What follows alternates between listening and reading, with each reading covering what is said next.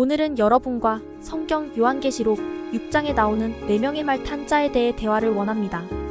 이 예언은 마치 한 편의 영화처럼 우리에게 중요한 메시지를 전달하고 있습니다. 함께 그 의미를 살펴보도록 하겠습니다. 여러분 상상해보세요. 한 편의 영화 속에서 어둠이 짙게 깔린 세상에 한 줄기 빛이 비추기 시작합니다. 그 빛 속에서 흰 말을 탄 기수가 등장합니다. 그는 마치 슈퍼히어로처럼 불꽃을 비추며 강력하고 당당하게 나타납니다. 그의 손에는 활이 들려있고 머리에는 빛나는 면류관이 씌워져 있습니다. 이 기수는 바로 하느님의 사자입니다. 이 흰 말은 단순한 말이 아닙니다. 이 말은 하느님의 거룩한 눈에 깨끗하고 의롭게 보이는 전쟁을 상징합니다. 흰색은 순결과 의로움을 나타내며 이 말은 하느님의 정의를 실현하기 위해 달려갑니다. 흰말의 기수는 마치 영화 속에서 악당을 물리치는 영웅처럼 사탄의 목적에 기여하는 자들을 없애고 온 세상이 악한 자의 권세 안에 믿음의 승리를 거두기 위해 나아갑니다. 이 기수는 활을 가지고 있습니다. 활은 공격 무기를 상징하며 그는 하느님의 법을 따르지 않는 자들을 향해 활을 겨누고 있습니다. 그의 목표는 명확합니다. 그는 하느님의 법을 지키고 사탄의 목적에 기여하는 자들을 없애기 위해 싸웁니다. 그의 활은 정의의 화살로서 악을 물리치고 선을 승리로 이끕니다. 그리고 그의 머리에는 면류관이 씌워져 있습니다. 면류관은 왕의 상징입니다.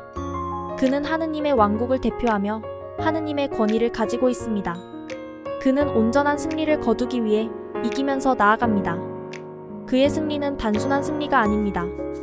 그것은 하느님의 정의와 사랑을 실현하는 승리입니다. 이 흰말의 기수는 마치 슈퍼히어로 영화의 주인공처럼 우리에게 희망과 용기와 진리를 줍니다. 푸른 언덕에 배낭을 메고 황금빛 태양 축제를 여는 광야를 향하는 짧은 생의 인간의 여행이 아니라 이 흰말의 기수와 함께 하느님의 정의와 사랑을 실현하는 여정을 떠나보십시다.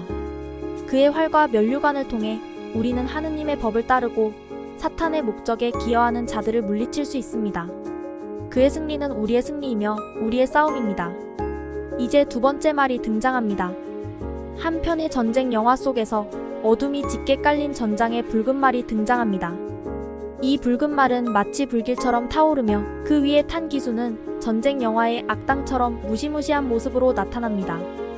그의 손에는 큰 칼이 들려있고 그의 눈에는 전쟁의 불꽃이 일렁입니다.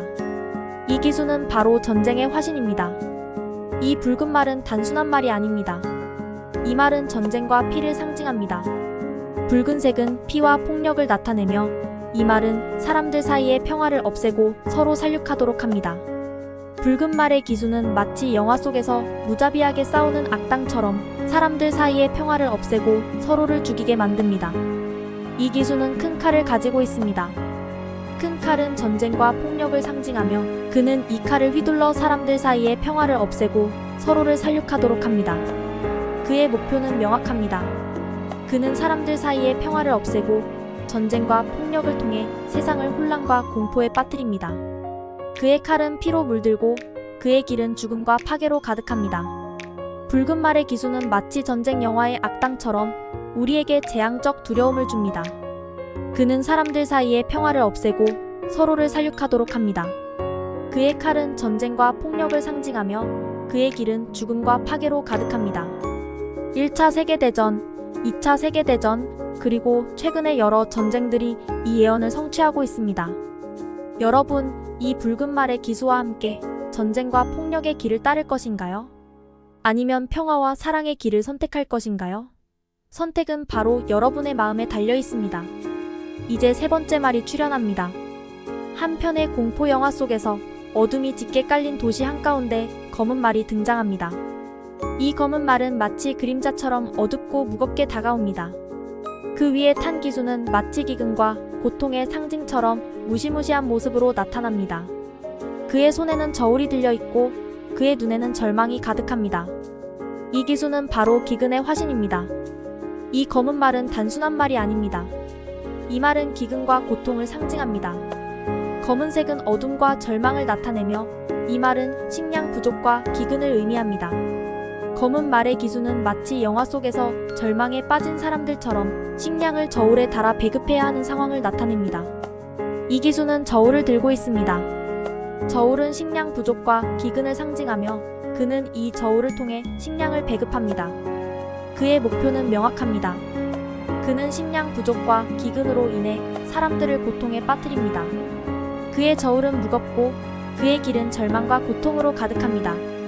검은 말의 기수는 마치 디스토피아 영화의 주인공처럼 우리에게 절망과 고통을 줍니다. 그는 식량 부족과 기근을 상징하며 그의 저울은 무겁고 그의 길은 절망과 고통으로 가득합니다.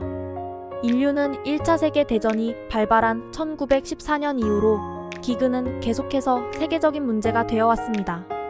전쟁의 여파로 인해 식량 생산이 줄어들고 수천만 명이 굶주려 죽어갔습니다. 여러분, 이 검은 말의 기수와 함께 절망과 고통의 길을 따를 것인가요? 아니면 희망과 사랑의 길을 선택할 것인가요? 선택은 바로 여러분의 마음에 달려 있습니다. 이번엔 마지막으로 네 번째 말이 나타납니다. 한편의 공포 영화 속에서 어둠이 짙게 깔린 밤하늘 아래 창백한 말이 등장합니다. 이 창백한 말은 마치 유령처럼 서늘하고 몽환적 분위기를 자아냅니다. 그 위에 탄 기수는 마치 죽기 전에 좀비처럼 무시무시한 모습으로 나타납니다. 그의 이름은 죽음이며 그의 뒤를 바짝 따르는 무덤이 있습니다. 이 기수는 바로 죽음의 화신입니다. 이 창백한 말은 단순한 말이 아닙니다. 이 말은 치사적인 재앙과 질병으로 인한 죽음을 상징합니다. 창백한 색은 죽음과 공포를 나타내며 이 말은 인류를 위협하는 치명적인 재앙을 의미합니다. 창백한 말의 기수는 마치 영화 속에서 사람들을 공포에 빠뜨리는 유령처럼 치사적인 재앙과 질병으로 인한 죽음을 가져옵니다. 이 기수의 이름은 죽음입니다. 그는 직접적으로 자신의 신분을 밝히며 그의 목표는 명확합니다.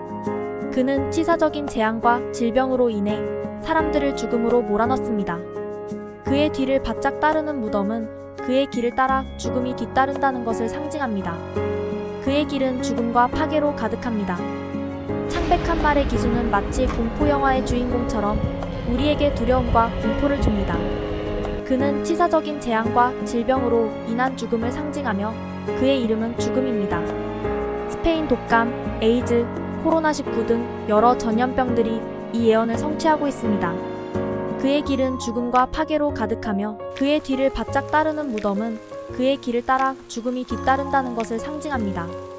여러분, 이 창백한 말의 기수와 함께 죽음과 공포의 길을 따를 것인가요?